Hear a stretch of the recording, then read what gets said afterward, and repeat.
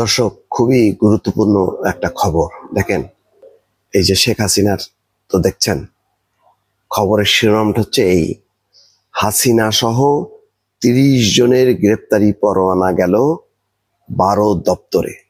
এই মামলা কিন্তু যেন তেন মামলা না। এই মামলা রাজনৈতিক ব্যক্তিদের মামলা না। এই মামলা হচ্ছে সেই মামলা, গুমের সঙ্গে জড়িত বাহিনীর শীর্ষ পর্যায়ের কর্মকর্তাদের বিচার। তারা আসামি। তাদের মধ্যে কেউ সার্ভিসে আছেন, আবার কেউ সার্ভিস থেকে ইতিমধ্যে তাদেরকে বরখাস্ত করা হয়েছে। কেউ পলাতক, কেউ দেশের ভেতরে আছে। বাংলাদেশের ইতিহাসে এইভাবে গুমের ঘটনায় বিভিন্ন বাহিনীর শীর্ষ পর্যায়ের কর্মকর্তাদের বিচারের নজির নেই। ফলে এটা অত্যন্ত স্পর্শকাতর একটা বিষয়। যে কোনো মুহূর্তে দেশের পরিস্থিতি ওলট পালট হবার মতন একটা পরিস্থিতিও তৈরি হইতে পারে কিন্তু এই মামলার মধ্য দিয়ে।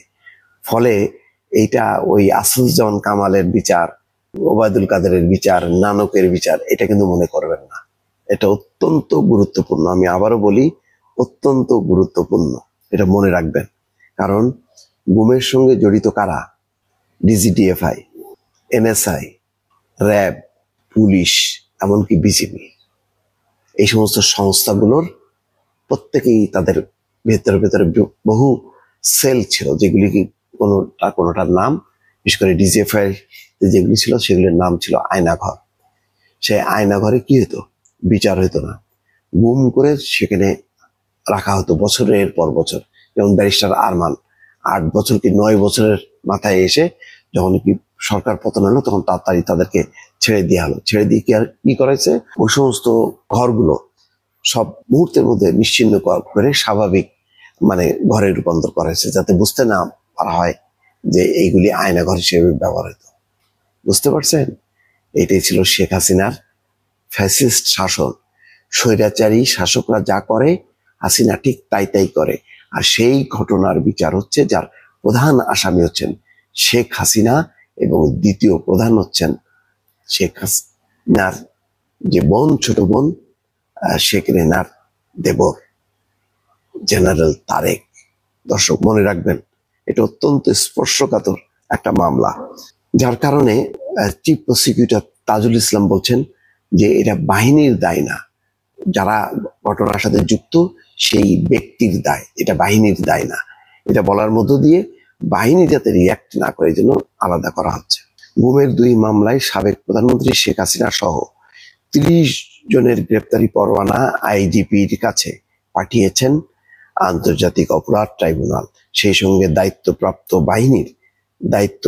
বাহিনীর ১২ দপ্তরে পাঠানো হয় এই গ্রেপ্তারি পরোয়ানা। বৃহস্পতিবার সকালে এই তথ্য জানিয়েছে ট্রাইব্যুনালের রেজিস্ট্রার কার্যালয়। এই প্রসঙ্গে চিফ প্রসিকিউটর তাজুল ইসলাম বলছেন, বুধবার বিকেলেই ২ মামলায় ৩০ আসামির বিরুদ্ধে জারি হওয়া গ্রেপ্তারি পরোয়ানা আইজিপি এবং ১২টি দপ্তরে পাঠিয়েছে ট্রাইব্যুনাল।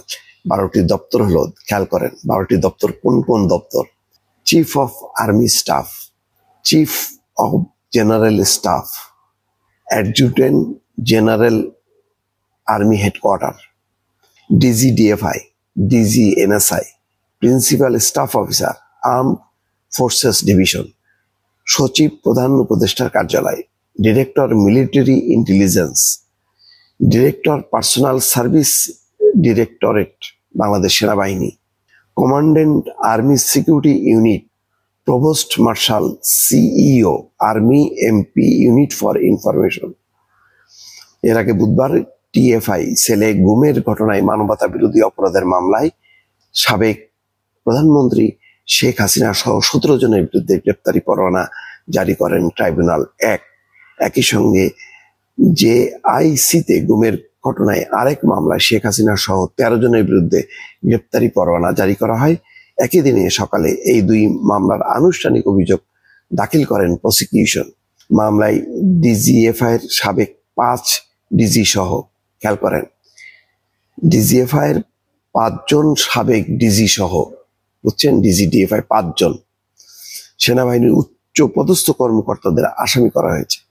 এর মধ্যে অনেকেই এখনো কর্মরত রয়েছেন, তবে ফর্মাল চার্জ আনুষ্ঠানিক অভিযোগ দাখিলের পর আন্তর্জাতিক অপরাধ ট্রাইব্যুনালের সংশোধিত আইন অনুযায়ী তারা কোনো পদে থাকতে পারবেন না বলে জানিয়েছেন চিফ প্রসিকিউটর। এইটা পড়ানো যেতে পারে, তারা আর দায়িত্বে থাকতে পারবেন না যদি কেউ দায়িত্বে থেকে থাকেন। অত্যন্ত গুরুত্বপূর্ণ দর্শক, মনে রাখবেন।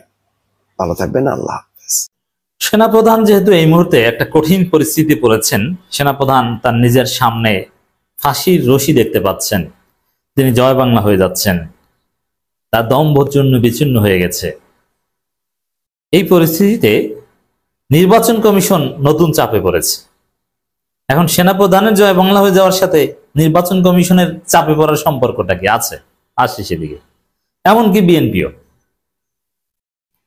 এই যে একটা বাই প্রোডাক্ট বলতে পারেন, যে সেনাপ্রধানের দম্ভ চূর্ণ বিচূর্ণ হয়ে যাওয়া, সার্ভিং জেনারেলদের বিরুদ্ধে অ্যারেস্ট ওয়ারেন্ট এবং তারা সবাই হাউস অ্যারেস্ট আছেন, পালিয়ে যাওয়ার সব রাস্তা বন্ধ করে দেওয়া হয়েছে অলরেডি, এটা আপনাদেরকে জানিয়েছি। এই পরিস্থিতিতে নতুন ঘটনা শুরু হয়ে গেছে। এনসিপির ছেলেরা তো জানে যে এনসিপির অনেক দুর্বলতা, ভুল অনেক কিছু আছে, কিন্তু এই জায়গায় এনসিপি রাজনীতি ঠিক আছে। কোন জায়গায়? যে এনসিপির ছেলেরা, এই নাসিরউদ্দিন পাটোয়ারি, হাসনাত আব্দুল্লাহ, এরা কিন্তু এই সেনাপ্রধানের বিরুদ্ধে আগেও বলেছে এই সেনাপ্রধান রিফাইন্ড আওয়ামী লীগ রিপেট্রিয়েট করতে চান। আবার এই নাসিরউদ্দিন পাটোয়ারি, হাসনাত আব্দুল্লাহরা বলেছিলেন ডিজিএফআই ভেঙে দিতে হবে অথবা পুনর্গঠন করতে হবে। এইসব লাইনে কিন্তু ঠিক ছিল। ওই ডিজিএফআই এর সব মহাপরিচালকদের বিরুদ্ধেই কিন্তু অ্যারেস্ট ওয়ারেন্ট, যে ডিজিএফআই একটা কলঙ্ক বাংলাদেশে, এটা ভেঙে দিতে হবে অথবা পুনর্গঠন করতে, ওই ভেঙে দিয়েই পুনর্গঠন করতে হবে, এরকম একটা গোয়েন্দা সংস্থা দরকার। কিন্তু এই গুমখুন বাহিনী না, গোয়েন্দা সংস্থার কাজ গুমখুন করা না, তথ্য দেয়া, ইন্টেলিজেন্স রিপোর্ট কালেক্ট করা এবং তার উপর ভিত্তি করে পলিসি প্রেসক্রাইব করা। কিন্তু তারা কি করতো? তারা গুমখুন করতো, মানুষকে ধরে নিয়ে যে হত্যা করে নদীর তলদেশে রেখে আসতো, মাছ খেয়ে ফেলতো। ইলিয়াস আলীকে হয়তো বা কোনো মাছ খেয়ে ফেলছে, হয়তো পাওয়া যাচ্ছে না, এই ডিজিএফআই তাই খুন করেছে। তো দর্শক,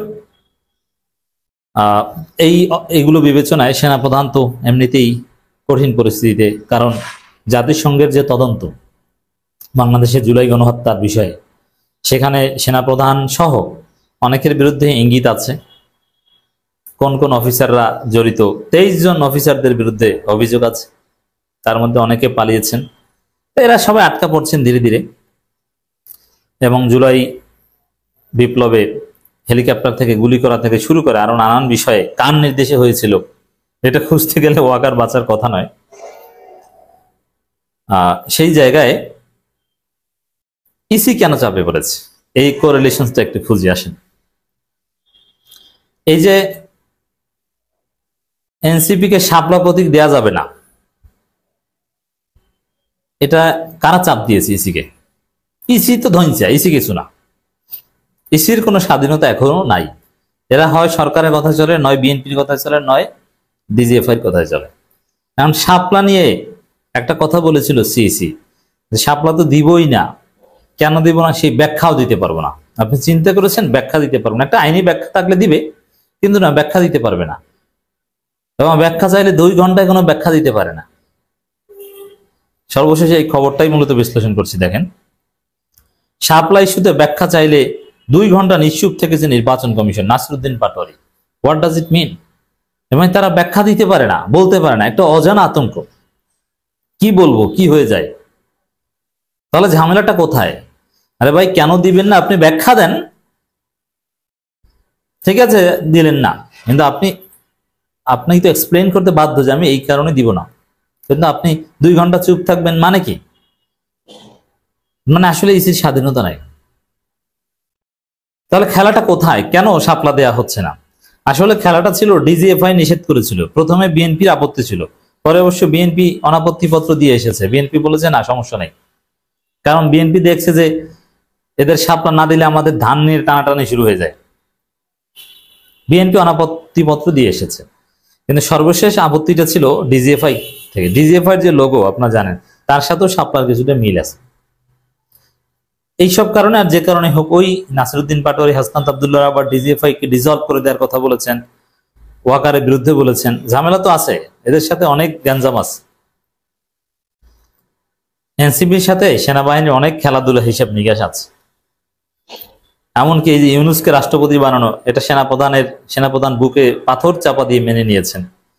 এবং সেনাপ্রধান এনসিপির অবস্থা খারাপ, এবং পরে সেনাপ্রধান এনসিপি ছেলেদের ডেকে নিয়ে ম্যানেজ করার চেষ্টা করেছেন, তাও পারেনি, রাগ হয়ে উঠে গেছেন, এরকম ঘটনা ঘটেছে। বুঝতে পারছেন? তো এইসব জটিলতা থেকে ডিজিএফআই মূলত সিরিয়াসলি ইসিকে চাপ দিয়েছিল যে শাপলা দেওয়া যাবে না। কারণ ডিজিএফআই চাপ দিয়েছে, এটা তো আর বলা যায় না, যায়। এই কারণে কখনো বলে যে না ব্যাখ্যা দিতে পারবো না, আবার কখনো 2 ঘন্টা চুপ থাকে। বুঝতে পারছেন? আর বিএনপিও আছে এর সাথে জড়িত। স্মরণ করিয়ে দিই, এই যে ডিজিএফআই সাবেক মহাপরিচালকদের যে বিচার, যে অ্যারেস্ট ওয়ারেন্ট, এগুলো ঠেকানোর জন্যই মূলত ওয়াকারুজ্জামান এই কিছুদিন আগে মির্জা ফখরুলকে ডেকেছিলেন। মির্জা ফখরুলের সাথে মিটিং করেছেন, গোপন মিটিং, সম্ভবত রাতে মিটিংটা হয়েছিল, আমার দেশ সহ বিভিন্ন পত্রিকায় এসেছিল, কিন্তু মিটিং সম্পর্কে ডিটেলস কেউ আর জানাতে পারেনি। মূলত এখন জানা গেছে যে ওই বিচার টিচার কিভাবে ঠেকানো যায় এরকম একটা ধান্দা খোঁজার জন্য, কিন্তু লাভ নাই। মির্জা ফখরুল নিজেই এখন চাপের উপর বা দৌড়ের উপর আছেন। তো দর্শক, এখন ওই অ্যারেস্ট ওয়ারেন্ট জারি হওয়ার পর, এর আগে তো বলতো যে ব্যাখ্যা করব না, ব্যাখ্যা দিব না, এখন ওই ব্যাখ্যা দিব না এই কথা বলার সাহস পাচ্ছে না, এখন চুপচাপ বসে থাকতে হয়। এখন চুপচাপ বসে থাকে, 2 ঘন্টা নিশ্চুপ থাকে, মানে হতাশ, চাপ, নতুন চাপ। ইসির নতুন আব্বা দরকার, তাদের পুরনো আব্বা ডিজিএফআই এখন নাই, ডিজিএফআই এখন ধ্বংস হয়ে যাচ্ছে, ডিজিএফআই পুনর্গঠন হবে। ডিজিএফআই কে জনগণ গুম খুনের কারিগর মনে করছে, এই নামটাই একটা কলঙ্ক, এই নামই থাকতে পারবে না, একটা কলঙ্কজনক নাম। ডিজিএফআই একদম ডিজিএফআই ইট মিট সব তুলে ফেলতে হবে, চলবে না। কি নৃশংস গুম খুন ঘটিয়েছে ডিজিএফআই, এই নাম বাংলাদেশে থাকতে পারবে না, পারবে না। এটা তরুণ প্রজন্মের কথা, এটা জুলাইয়ের স্পিরিটের কথা। আমি জানি না যে কেন এর বিরুদ্ধে কেউ বলছে না। তো দর্শক, এখন তাদের আব্বা তো ধরা খেয়েছে, ইসির আব্বা যারা শাপলা দিতে নিষেধ করেছে তারা তো ধরা খেয়েছে, ধরা খাচ্ছে, এখন চুপ থাকে। চুপ থাকার রহস্য বুঝছেন? যারা শাপলা দিতে নিষেধ করেছিল তারা তো এখন হাত করা পরানো অবস্থায় প্রায়, এখন চুপচাপ বসে থাকে। কিন্তু এনসিপি বুঝতে পারছে যে ডিজিএফআই এর চাপে আমাদেরকে এতদিন শাপলা চাইতে দেও নাই। বিএনপি চাপ দিয়েছিল, কিন্তু বিএনপি অনাপত্তি পত্র দিয়েছে, এই তথ্য আছে। বিএনপি জামাত এরা বলে এসছে যে না সমস্যা নাই, কারণ বিএনপি মনে করে যে শাপলা নিয়ে ওরা একটা জটিলতা বাজাবে, তারপর আর একটা সংকট তৈরি হবে, এতে বিএনপি ধান নিয়ে টানাটানি শুরু হবে। তো দর্শক, একমাত্র ডিজিএফআই সেনাপ্রধান কলকাঠি নাড়ছে। দুর্বল ইসি সুযোগ নিয়ে এনসিপির ক্লিয়ার কথা, শাপলা প্রতীক ছাড়া আমরা নিবন্ধন নেব না, হয় শাপলা সহ নিবন্ধন, নইলে নিবন্ধনই না। কি করবে ইসি? কিচ্ছু করার নাই। এবং ওদিকে টান দিয়ে এসছে যে শাপলা প্রতীক যদি বাদ দেওয়া হয় তাহলে ধানের শীষ, পাট, তারকা এগুলোও বাদ দিতে হবে। ক্লিয়ার কথা, এই জায়গা থেকে এনসিপি নড়বে না। এখন এনসিপি এত অনর্ব, এত কঠোর কথা কেন বলতে পেরেছে, আর ইসি চুপচাপ বসে থাকে কেন? ওই যে ওদের আব্বা ডিজিএফআই ধরা পড়ছে, হিসাবটা মিলাতে পারছেন?